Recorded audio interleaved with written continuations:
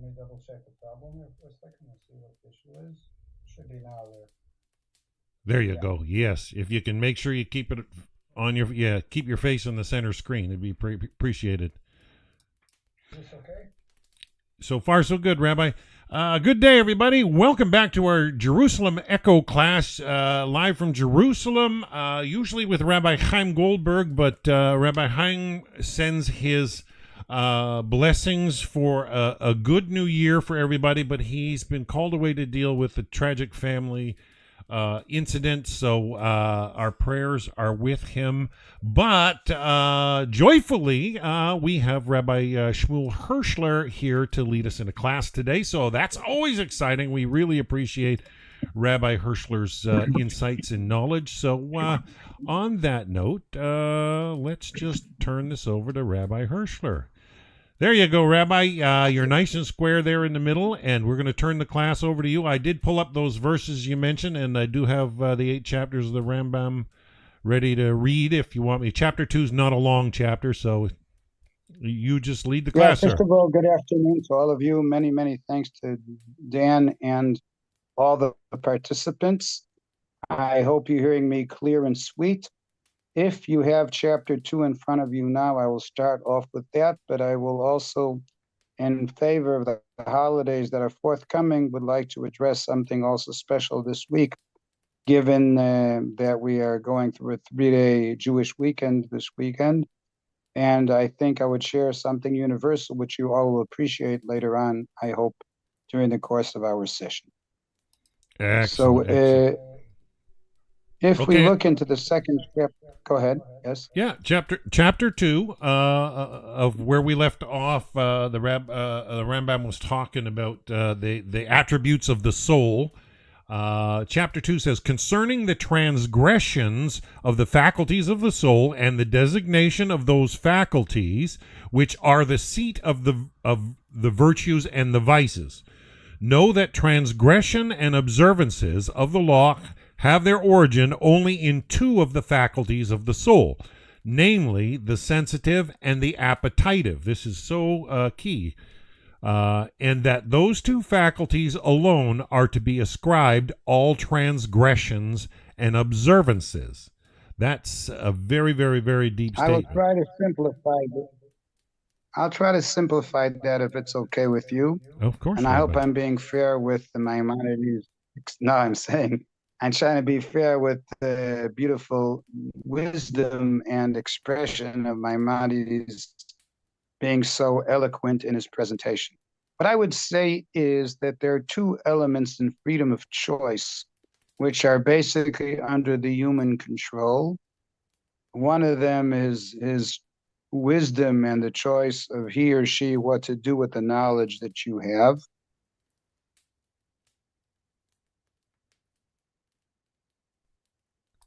Oh, we lost you, Rabbi. I lost you for a minute. That's okay. You're back. But, I hope you're all back with me. Okay, because I didn't move anywhere. That's why I'm surprised. What I'm saying is that one's wisdom is something, and knowledge is something that you obtain, and you can maintain and control your correct decisions based on the knowledge you have. And there's another element which has in the last year been highlighted a lot, but not only, and that is one's feelings and one's intentions that relate to the knowledge that a person has. Namely, there are hardships that a person encounters in life, and all of us, I think, have that at certain times. But the decision-making of how to use those feelings and choose something that could be positive within that context. Or what I would say is to think positively and to direct your emotions to something constructive, that is within your ability. In fact, if you go, I'm not necessarily asking you to shift back to Genesis chapter 4, but I'm just going to elaborate in relation to that point. Cain was disappointed that God responded to the sacrifice of his brother better than to his own. Abel's sacrifice was well received, and Cain was not. And according to Genesis 4, the divine asks Cain, why are you upset and why is your face down? And, when you read that question in the first instance, you ask yourself, well, God, you don't know the answer to that question. Isn't it obvious why Cain is upset and frustrated? Sibling rivalry is not something that's uncommon in 2024, and apparently it wasn't too unusual 5 millennia ago either. To the extent that one may ask, what does God really want from him? I mean, at the end of the day, this is something which is quite given and understandable. And why is this inquiry taking place? And I think, in fairness, and this is the way I understand it, and I'm opening the potential if you would like to challenge my interpretation, but I'm pretty sure that that is the real spirit of the text. It's not the question, why are you upset? The question is, what results do you take once you have that feeling? It's fair to feel upset about certain things that you feel jealous and been treated reasonably. But how do you react to that? That's your decision. You don't always have control about your spontaneous emotions. But what decisions does one make with his temper? How does a person respond when you feel upset? That is something which is within the control of the human being and thus is expected to try to make the correct choices. Certainly, if one believes that we are created in the image of God, and I believe all the Noachites take that as a prerequisite. I hope my English is understandable enough to you. I have a pretty reasonable language. When you take that as a prerequisite, that we all believe that we are created in the image of God, well, then his commandments seem to be the basis of what a correct and a natural decision a person would take in a case of a dilemma. You know, and you have the direction and intention, and you are able to make a reasonable decision. And Maimonides claims that over and beyond the technical knowledge and faith that we are created by God, that freedom of choice intellectually and practically is within our ability. And he doesn't mention this here, but he mentions later on in this volume that if it weren't to be that way, it would make no sense for God to penalize people when they would commit sin. Because if a person does not have the freedom of choice and ability to control his emotions and not to go overboard when it's not in place, if this is not something controllable, how would God penalize a person in that way? Even today in the secular court system, there is a definite tendency to be a little bit more flexible towards people who have a known emotional illness or distress or psychological problems, etc., etc. But strictly speaking, from a biblical perspective, as long as you haven't been diagnosed to be ill to that extent that you don't have control of your own emotions, and today there's too much liberalism related to this, in my opinion. But given that people do have the potential of controlling, that is why their freedom of choice is there. And if they don't choose the correct decisions, they obviously will be penalized to a greater extent. One thing I do concede about this, and this is related to what Maimonides is saying, that the punishment would relate to the potential of that particular individual to make a calculated choice. We have that in later sources in Jewish history, and especially in the 19th and 20th century, where they claim that depending on the person, he does have a certain point of choice. Not everybody has the same ability to make reasonable choices. There are people who are very emotionally painful and don't know how to overcome. But in principle, especially in the case of Cain, that he goes out and kills his brother, this is way beyond what would be acceptable, and it challenges and undermines the meaning of his sacrifice in the first place.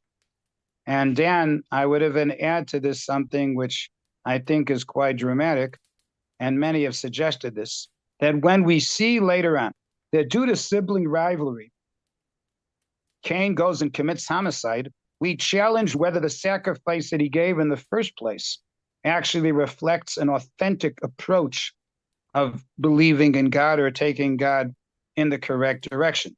No, I'm just reminding you that even the basic 10 commandments, homicide is one of the most severe, if not the most, I'm not joking, maybe even the most severe crime actually mentioned in the Bible. In Numbers 35, again, I don't want to trouble Dan with too many sources. I admit I gave the agreement to give this session about half an hour before this broadcast. And I was thinking what would be the things I would highlight, and would be unfair to give him the last minute too many sources.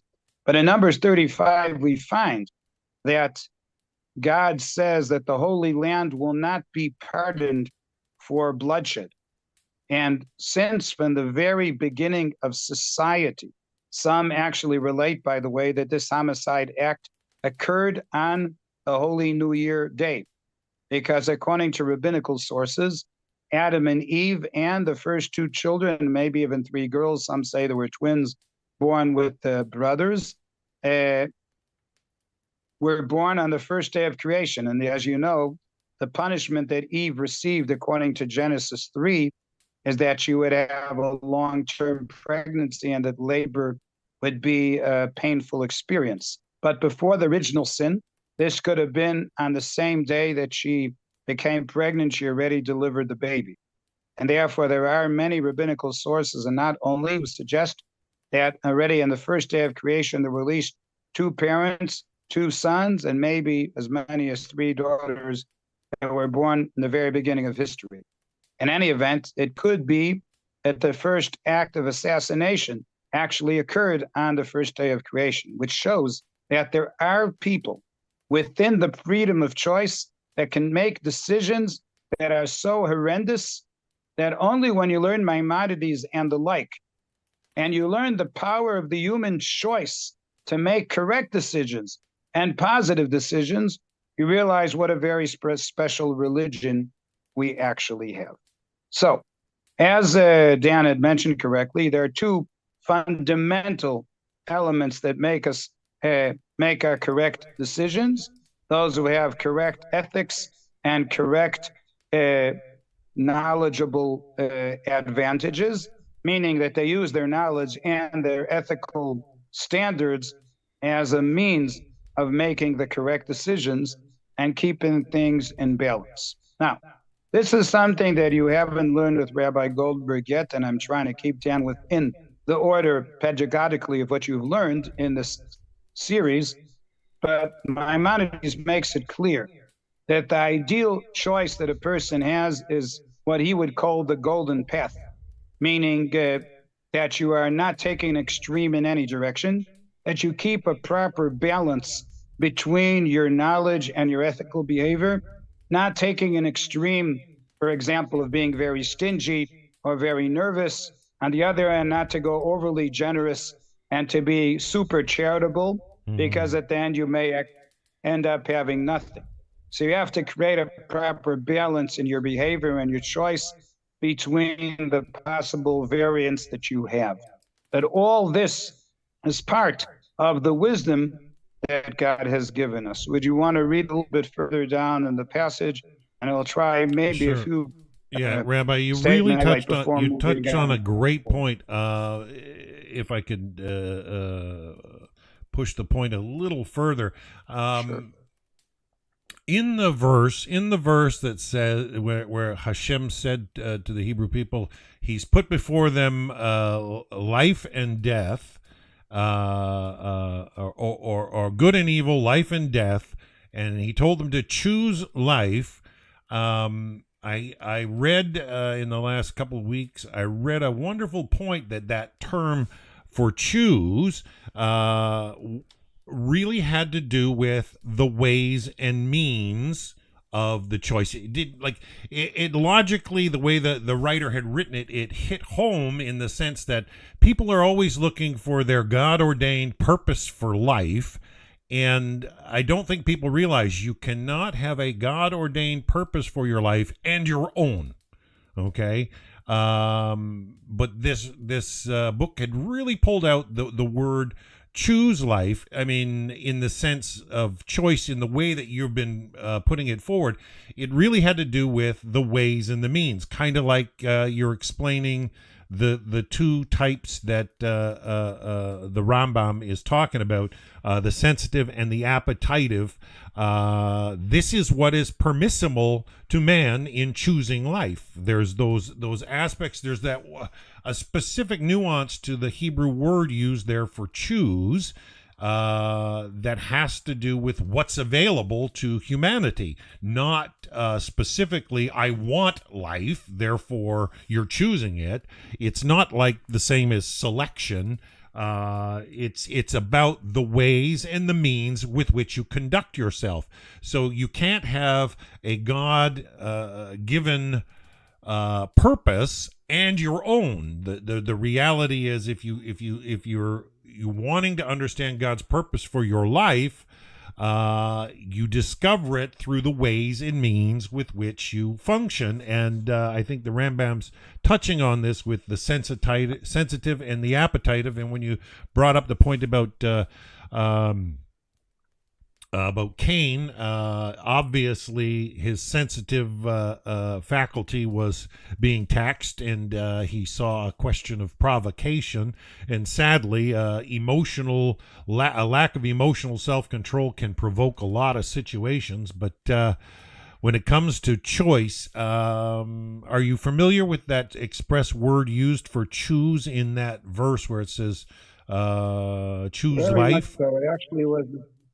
It was in the reading in this last Sabbath, actually, in the synagogues. It's from Deuteronomy 30, what you had just quoted, that verse.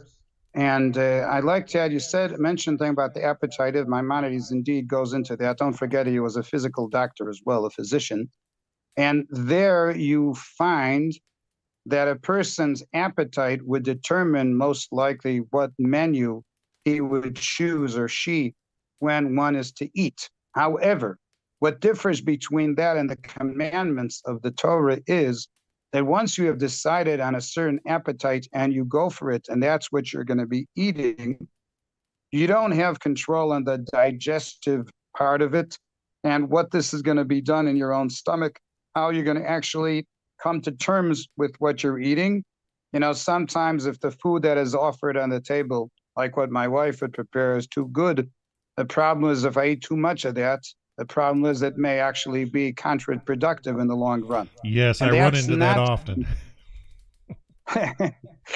And that's not something which we have control on. And as a doctor, of course, Maimonides says, beware, even in relation to that, because the decision to eat something is within your ability, but the consequences thereof of your decision are beyond your control. But what God was saying to Cain, and I admit that I like highlighting this point because I think it is very essential, and that is he was tabling to Cain the facts as they are, presenting the question as understanding clearly what is bothering Cain, but he's giving him the right to make the calculated choice. But Cain does exactly the opposite. Yeah. And that's what's so difficult. You know, I don't know if you in the past taught small children in the school system, but in my early days. In a Christian school for 5 years. Okay, yeah. There you go. So about 3.5 decades ago, a little bit less, when I was teaching adolescent children of both genders, they don't even always have a true freedom of choice. And that is because their intelligence is not developed to the full extent that they're really able to see the difference between evil and correct. And that's why, it's a real pitiful thing. You are trying to feed them and give them ethical education, and sometimes it's beyond their comprehension. number one. And number two, depending on the type of background they have at home, they may have a very high tense of ideology that is developed in the house that leads to extremism without giving them the chance to be properly balanced. I'll give you an example just from my own life. About 30 years ago, we were overseas. I was lecturing for a couple of years in South Africa. And I was telling my kids who were very small at the time, listen, these people do not belong to our religion, but they're not our enemy. In Israel, often the reality is that the nations surrounding us are those who actually don't want us to be here literally. But there are many places in the world where the situation is much more complex, meaning the people may be of a different culture, a different background, may not even relate to the Torah, but they may very well be decent people. And certainly I don't label them in any way as being my enemy if they don't actually become a threat. But that you only develop that, how would I put it? You only develop that correct balance and ability to see the more complex reality of humanity only if you develop that ideology to extent that you know how to differentiate between those who are true enemies and many other people who are in favor of their well-being, literally to be said that way. You mentioned earlier teaching in a Christian school. Dan, I can tell you that what you would call the Afro-American Guard and the building that we were living in, and every Sunday, the fellow was dressed so impressively with a suit and a jacket, and he looked what the British would call very smart. Mm-hmm. And I used to praise him on the way to the Jewish synagogue, actually, how lovely he looks every Sunday. And he explained to me the reason why he's so well dressed, because he was on the second level of the choir master in the local church. And since he was part of the choir, he always was dressed during the week. He looked like an absolute rag, almost, I would say. But on Sundays, he looked very impressive. And you know what? When I gave him a word of praise, he felt more dignified as a human, proud of himself. And he doesn't have to necessarily share in many things the faith that I belong to, but I can certainly appreciate the positive well-being of the person. So once again, when we talk about, as you mentioned, the appetitive, although the choice what to eat is mine, but the results of what will happen when I eat too much or eat things which are not healthy for my circulation, that is something that I don't have control on. It happens as part of a physical mechanism. But when you have the proper ethical knowledge of the Torah, you are not meant to make those mistakes because you are meant to understand not only this, Dan, I'm highlighting strongly, not only what you were commanded, but why are you commanded? Mm-hmm. And in the Very Hebrew, important for Noahites, the why. The word kavana in Hebrew, which is a word, has a dual translation in English. It means direction and intention. Meaning, if I'm asking you how to fly from Florida to Boston, so I tell you maybe get on an airline, Delta or whatever, some other one, and fly from south to north, and a 3-hour flight, you will land in Boston if you are leaving Miami. That's the direction you are taking. You are driving, you are flying north. That's what you would call direction. But what intentions do you have in your behavior also fall under a similar banner? And that originates from the laws and of how the Torah actually operates.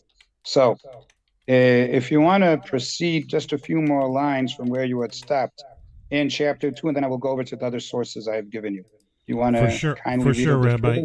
Okay, so yeah, he just mentioned I'll take the liberty to stop you at a certain stage when I think you have highlighted the main point. Yeah, go ahead. Okay, he says, the faculties of nutrition and imagination do not give rise to observance or transgression, for in connection with neither is there any conscious or voluntary act. That is, man cannot consciously suspend their functions, nor can he curtail any one of their activities. The proof of this is that the functions of both these faculties, the nutritive and the imaginative, continue to be operative when one is asleep, which is not true of any other of the soul's faculties. As regards to the rational faculty, uncertainty prevails among philosophers, but I maintain that observance and transgression may also originate in this faculty, insofar as one believes a true or false doctrine, though no action which may be designated as an observance or a transgression results therefrom. This is very important. Right. Namely, the thing that you don't have when sleeping or being unconscious at the current moment is you don't have the awareness. And therefore, you don't have the awareness. You don't really have the chance to make a calculated choice. And to that end, it doesn't matter what religion or non-religion you belong to, because these are given realities based on the physical world. And therefore, the commandments do not relate directly to that.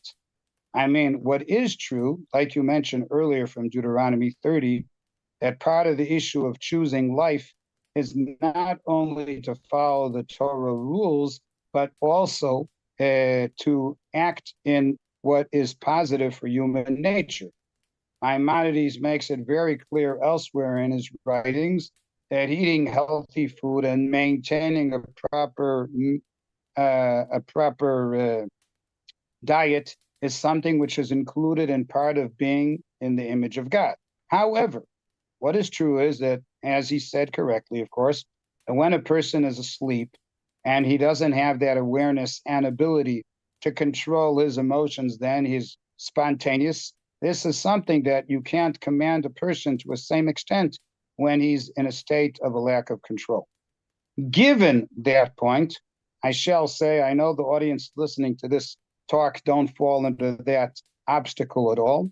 One of the things that yours truly strongly objects to, and I admit proudly that I object to, is any type of addiction, whether it being alcohol, cigarettes, God forbid, gambling, any of these things, because you put yourself into a lack of control, and the only person that you can blame for losing your freedom of choice is yourself. Mm-hmm. Because, as the Americans would say, you've talked yourself into it. Who made you addicted? What brought you into this? I never put a cigarette in my mouth since I was born. I reluctantly will take alcohol only for the celebrations on festivals or for a religious issue. And even then, I usually dilute it or take a limited amount. Anything which I can sense the potential of addiction is something which is beyond control. And you can't go ahead and say that you don't have a choice, because somebody made that decision in the first place. In the Jewish ethical system in the modern era, they use an expression which I'm sure Dan knows left, right, and center, called evil inclination that a person may have. But an evil inclination is something which is also self-created, because who put you into that inclination to act that way? If you wouldn't have put yourself at some stage into that framework, it would not overtake you. That is something that at one stage or another, you actually lost your awareness. And that's something which is highly dangerous. And that, to a certain extent, when God is opening to Abel's mind, at Cain's mind, and telling him, why don't you think about the rationale? What has caused you to be so upset? Maybe if you would think deeply down the mind what this may cause, you'll think twice whether you should continue feeling in that direction. If God would tell him, sir, you're doing what's wrong, then he's taking away his freedom of choice. And he had no incentive, God, of doing so. But what he did try at this stage is to draw the awareness on time. God forbid, I'm sure you've heard of cases where they called policemen and social workers and others. I've dealt with addicts regularly, and suicide. It's right at the core of the problem.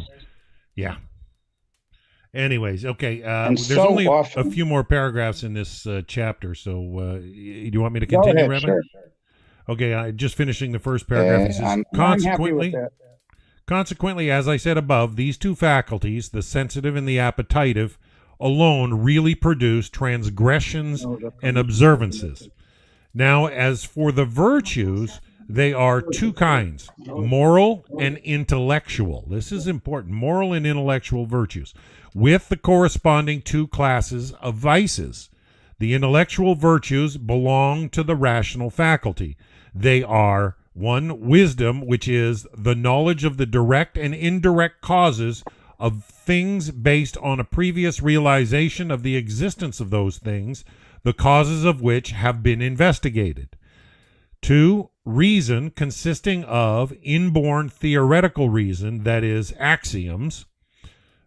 B, the acquired intellect, which we need not discuss here. And C, sagacity and intellectual cleverness, which is the ability to perceive quickly and to grasp an idea without delay or in a very short time.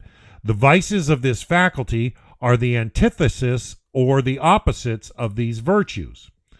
Moral virtues belong only to the appetitive faculty, to which that of sensation in this connection is merely subservient. And I think that leads into the addiction question you were bringing up. The virtues of this faculty are very numerous, being moderation, i.e., fear of sin, liberality, honesty, meekness, humility, contentedness, which the rabbis call wealth, when they say, who is truly wealthy? He who is contented with his lot. Courage, faithfulness, and other virtues akin to these. The vices of this faculty consist of a deficiency or of an exaggeration of these qualities.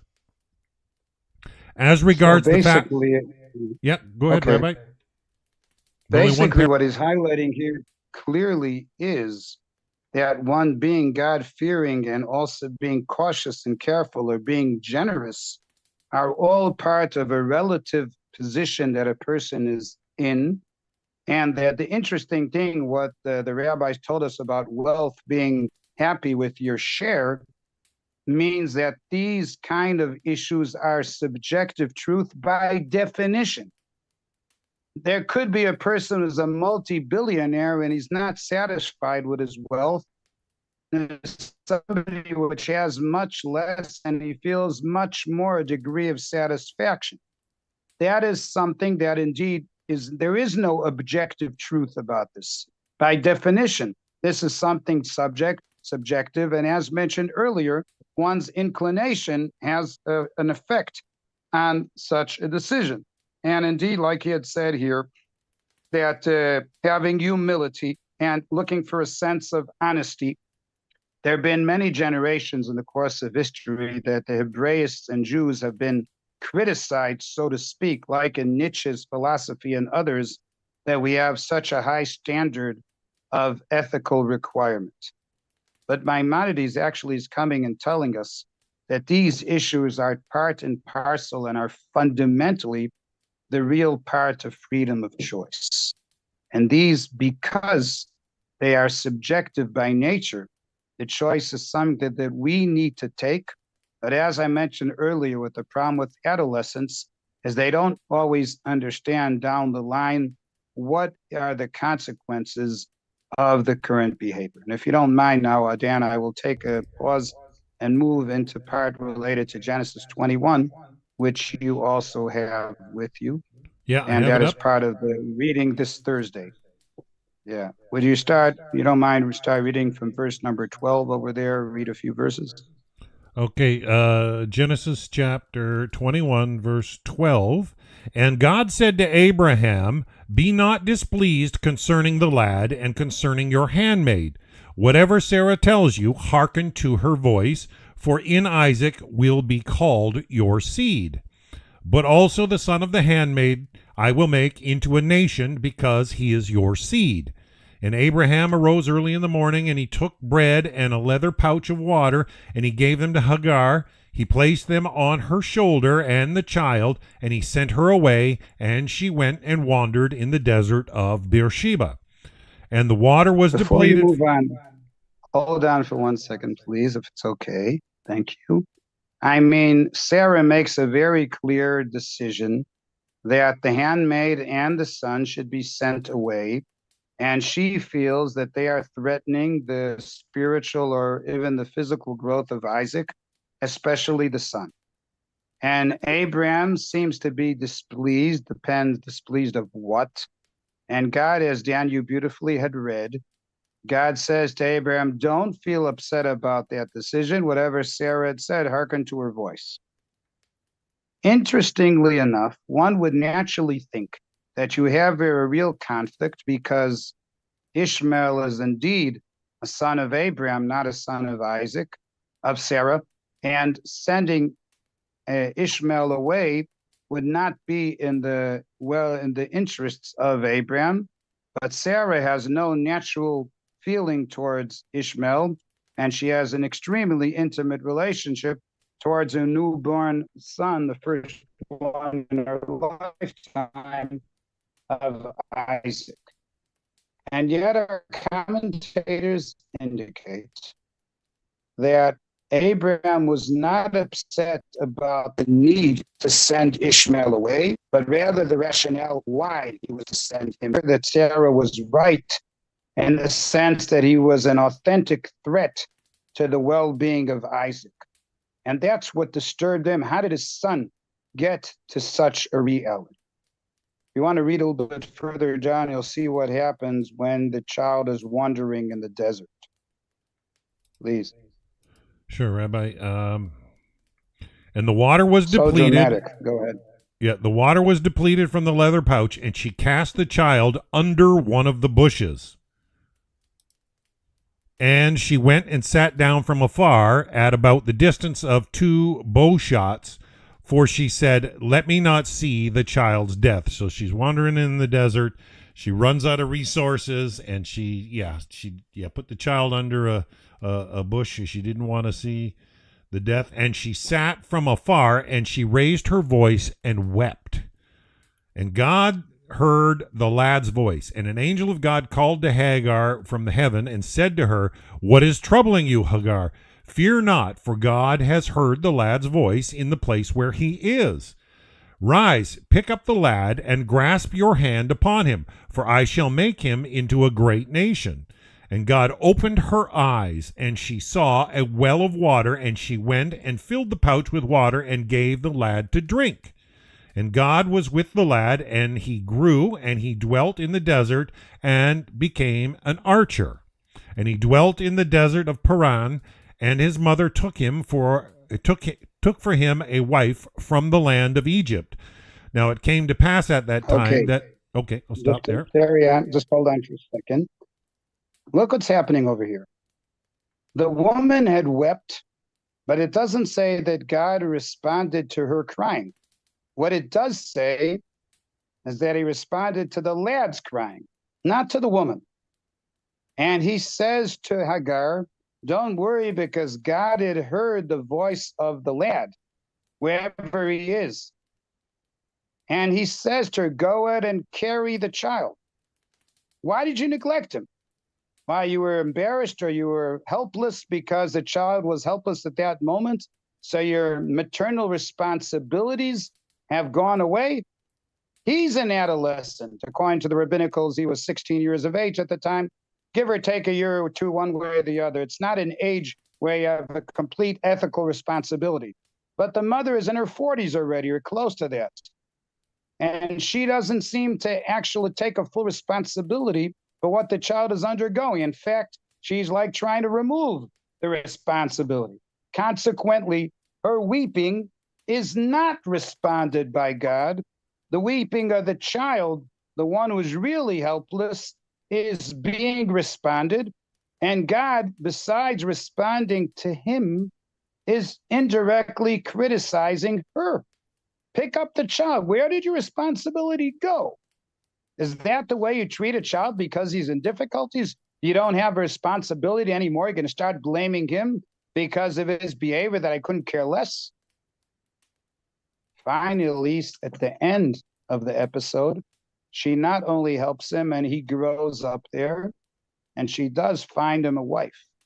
Yes, of course, the wife is not necessarily from the most ethical part of the world, from Egypt. And I want to remind you, this is in Genesis 21. I'm not teaching you the book of Genesis now, but in Genesis 12 and in 20, Abraham goes with Sarah to two different places, not so far away from each other in the southern Palestine and beyond, Egypt and the Philistines. And in both places, they try to start off with Abraham's wife. Not exactly a very ethical behavior. And where does she look for a wife for her son? From the Egyptian nation, which were not known to be of a high ethical standard. Now you start to understand why God doesn't really blame him, the child. Number one, when he's in despair, she hides him under the bushes. Number two, even after the situation improves and he starts to grow up, what type of culture is she offering him? To be part of the Egyptian culture that were involved to try to rape Sarah at the time? Is that the type of education you want him to develop? Where is his freedom of choice coming from? Where is the guidance that you would expect to offer him as he is growing? It's not just like your appetite, where you eat A, B, C, that's the result. These are already issues, like I said earlier, of intention and direction. And the person who is the adult here is the one who's meant to have the full responsibility and to be well equipped with ideas how to develop this child to be a more ethical individual. You compare the upbringing that Ishmael is getting and what Isaac eventually becomes, and you understand that although on the new year we celebrate the universal creation of the world, you start to understand why it's proud to be a Noahide or to be Jewish, because you all of a sudden understand there are many people out there, billions of people, that are trained in ways and patterns of life that are hostile, that are insensitive. And what do you want from the children? That's why the Torah reading on the first day of the year talks about child rearing, because at the end of the day, that was the greatest mission that God had given with the formation. And I want to give time for questions, and I try to finish on time. And I'd like to wish you all a pleasant new year, to be successful with your children and your family and friends, and try to find the ways of ethical patterns that you will always have a grip on the proper ethics that you believe, as Dan mentioned earlier, that we are commanded to choose life, and to choose not only a good appetite, but also a true way of ethics. That's what I'd like to share with you this afternoon. Yeah. So you're more than welcome to address your questions, or this was just an outline. Well, I see we got Nathan, Helen, Collins, Ange, and Bart with us in the class today. Anybody have any questions or comments you want to add? I got one short paragraph left to read in chapter 2. Can I read that? That way we end at the end of a chapter? Of course, you're more than welcome. Sure. Okay, the Rambam continues, as regards the faculty of nutrition and imagination, it cannot be said that they have vices or virtues. Now, this is very, very key, because often I'm dealing with people that have questions concerning the imaginative. A lot of people that come out of Christianity, they carry guilt and shame, and they're concerned about the darkness of their mind and imagination. But he says it cannot be said that they have vices or virtues, but that the nutritive functions work properly or improperly, as for instance when one says that a man's digestion is good or bad, or that one's imagination is confused or clear. This does not mean, however, that they have virtues or vices. So much we wish to discuss in this chapter. And I think I'm glad that Rabbi Hirschler was with us to really expound on it. But does anybody else in the class have any comments or questions, or do they want to weigh in?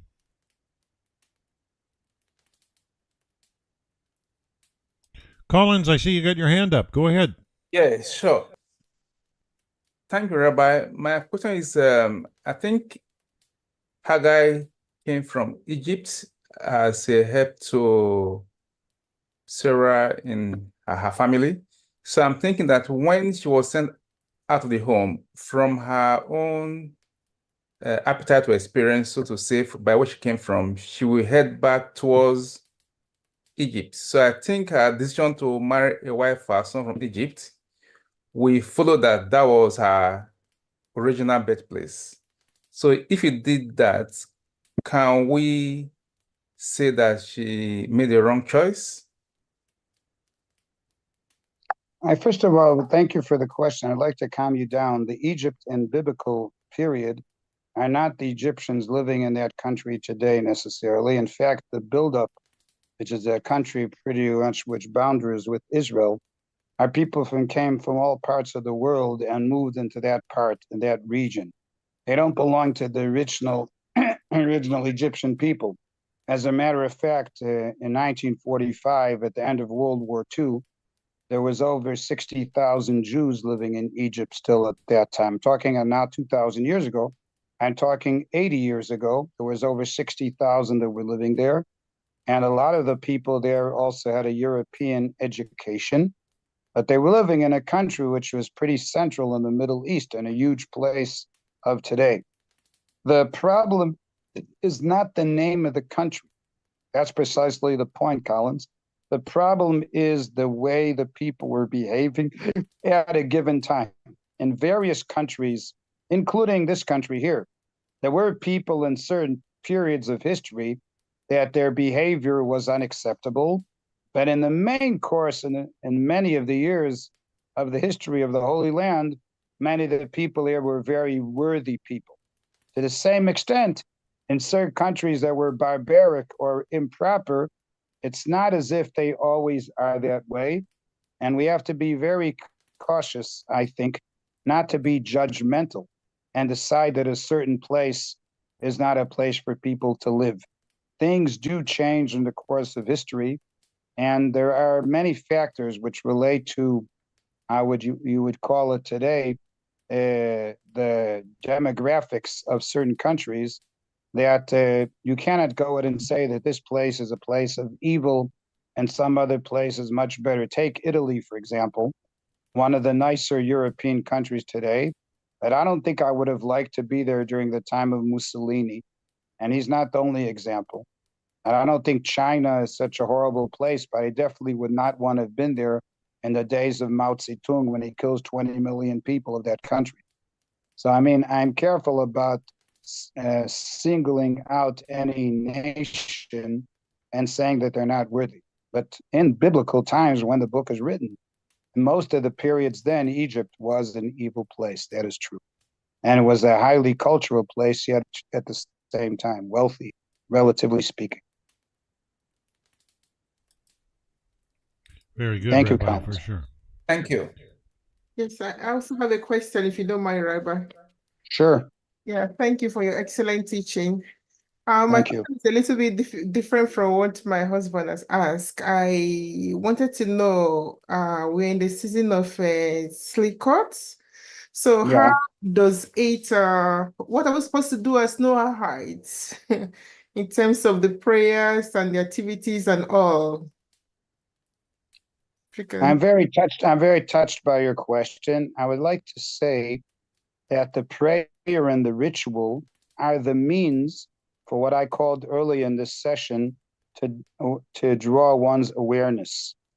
But you don't have to necessarily say the prayer, especially if you don't follow the language, in order to draw the awareness. You can make a decision within your family, within your community, within your city, if it were to be realistic, to try to upgrade the man-to-man and woman-to-woman relationships and make life a better place and a more decent type of lifestyle. And you always need some stimulus, some point that brings forward one's decision to move forward. So maybe by us, we have rituals, including the blowing of the shofar, which will be a fundamental thing this coming Thursday and Friday. that draw awareness. But even a person that doesn't have that on a daily basis, there's many other ways that a person can draw awareness and be more decent if you take an intellectual decision. And because you and your husband are both adults and are intelligent people, you can make that decision with less ritual, but more intention, namely to think about how can I be nicer to other people, to be more considerate, to speak kindly to others. It's something that good people naturally try to do. And I think drawing more awareness at this time of the year would be a very good decision. Okay, thank you very much. Sure. Right. I think a lot of times we get questions from Noahides that are devri reshut, Rabbi, people believe are optional, but the term really kind of means, instead of being optional, it means it's at your discretion. So how you do something, like just because you have resources doesn't obligate you to give all your resources, I think the rabbi mentioned earlier. But doing kindness in this world is kind of at your discretion. It's not obligation. You've got to do it because it's at your discretion, and kindness has to remain kindness. If it's forced or obligated, it's no longer kind. It's a forced kindness is not kind. It's burdensome. So realizing that when something's devri reshut, in the sense of optional, Noahides need to understand that not everything is so black and white in the Torah that it has to be one way or the other. There are things in life, in your sphere of influence, that you have control over, and knowing when things are at your discretion and how you approach the world. If you approach the world in a moral and ethical manner, you're going to do kindness at your discretion, and you're not going to succumb to the pressures that the beggarly would put upon you. I've seen so many people burdened in this world when they're kind. Because they're kind, people will tend to take advantage of them, and often they get jaded because they're just used like a tool. And nobody wants to feel used, but the wicked know no boundaries. They just want what they want when they want it. And people need to know when things are at their discretion to be kind. And when it comes to ritual, the Sheva mitzvot don't have any ritual per se, but when it comes to the rituals, understand that there are kindnesses that are at our discretion. So the difficulty in understanding, I've just seen, I tend to get dragged into too many debates with some Noahide communities that want to look totally Jewish, and they're missing the whole point of the sanctity behind why Hashem instituted the ritual for the Jewish people. Specifically, there's a lot of things in this world that become our sphere of influence, that is at our discretion. And if you're like my friend Ange, who lives close to me, wonderful, kind-hearted person, always doing nice things wherever she can, and it's a joy to have people in my region that function in that way. But I still have to function myself, and sometimes I work security, and often I'm dealing with drug addicts and abusers, and I think the biggest theme I've heard of late that really puts it in a nutshell is for people to learn to serve and not use. So the rituals that Hashem has instituted for the Jewish people have to do with their service of Hashem. And as B'nai Noach, we're not called to serve the same way. And the Rabbi Hirschler could even attest. I mean, the average Jewish person is not called to serve as a Cohen. They've got a unique structure, but it has to do with the difference between serving and using. And too often in this world, people use others and their environment, and ethical people will serve their community. And understanding that you can make the world a better place by not what is optional, but what is at your discretion. So learning that something is at your discretion, and if you're able to do a kind deed, get out there and do it. When it comes to the rituals, though, you're best to understand the character development trait intended by Hashem for the Jewish nation, and then integrate that into your character, and then put that into play in your community. Does that make sense, Rabbi? Very much so. I can have add something from my personal insight, which I'm sure Angela would associate with. In our family, both by my children and grandchildren, bless them, there's a dominant amount of females compared to male. And the truth is that as far as the rituals are concerned of inscription or the like, by the males, they are far more defined. But honestly, I enjoyed the celebrations for my daughters and granddaughters, bless them, even more, because each one of them had to sort of form their own celebration, which appealed to each one of them individually. By the man, the pattern is so straightforward, more or less.